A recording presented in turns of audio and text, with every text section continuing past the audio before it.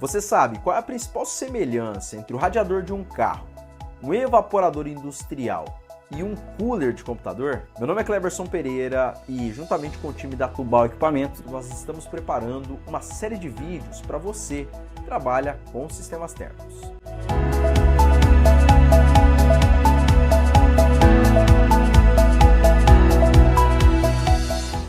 O vídeo de hoje começou com uma pergunta. E para respondermos esta questão, é necessário nos aprofundar na área de trocadores de calor. Para começar, vamos definir o que é um trocador de calor. Um trocador de calor é um equipamento, uma máquina que visa transferir energia térmica de um lado para outro, sempre do lado de maior temperatura para o lado de menor temperatura. Para fazer isso, este equipamento geralmente utiliza fluidos. E estes fluidos utilizam a convecção como sua principal base para trocar calor de um meio para o outro. Os trocadores de calor são amplamente empregados em aplicações residenciais, comerciais e industriais. E a gente pode encontrá-los seja no radiador de um carro, seja no ar-condicionado da nossa casa, no cooler de um computador ou até mesmo em um condensador industrial.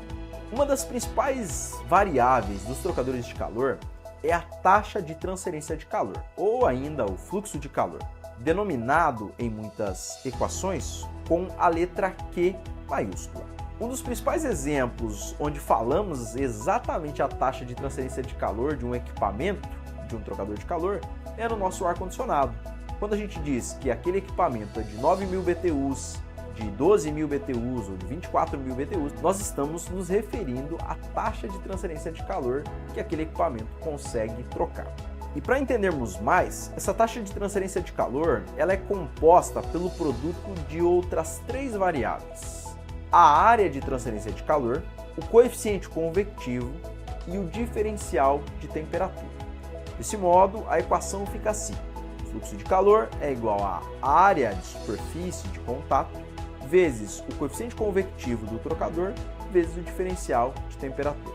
O coeficiente convectivo geralmente é calculado mediante alguns parâmetros de projeto do trocador, como número de Nusselt, número de Reynolds, velocidades e uma série de outras variáveis presentes no cálculo e dimensionamento e nas leis físicas que regem os componentes dentro de um trocador de calor.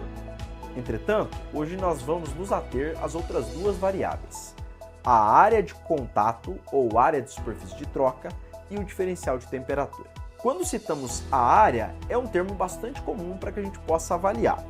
Vamos imaginar que este livro que está aqui na minha mão é um trocador de calor e esta é a área de contato deste equipamento. Deste modo, para que eu possa aumentar essa área de contato, eu precisaria colocar mais um livro em diversas as direções. Entretanto, há um método mais eficiente de aumentar essa área de troca sem precisar aumentar a quantidade de livros. E este método é a implementação das aletas. As aletas são estruturas ou objetos adicionados em um trocador de calor para que possa aumentar a área de troca. Deste modo, temos aqui a nossa área superficial e agora nós adicionaremos uma aleta, fazendo com que esta área seja aumentada. É importante a gente destacar que a aleta ela possui contato dos dois lados. Então, apesar dela estar assim perpendicular à face onde vai ter a troca de calor, ela consegue permear e aumentar significativamente a área de troca desse equipamento. É muito comum que em trocadores de calor do tipo tubo aletado, as aletas representem mais de 90% da área de troca do trocador, enquanto o tubo representaria uma área de troca muito menor e, em alguns casos, quase que desprezível. Deste modo, a principal função das aletas é aumentar a área de troca em um equipamento e aumentar a capacidade que esse equipamento tem de transferir energia térmica. Outra forma de ampliarmos o fluxo de calor, ou a taxa de transferência de calor daquele equipamento, é mudarmos o diferencial de temperatura. Vamos pensar o seguinte: o nosso corpo está a 36 graus. E em qual condição vocês acham que é mais fácil esse corpo transferir calor? Em um ambiente cuja temperatura está 20 graus ou em um ambiente cuja temperatura está a 30 graus. E a gente vai ver que o nosso corpo vai perder muito mais calor a 20 graus. Essa sensação a gente vai chamar de frio.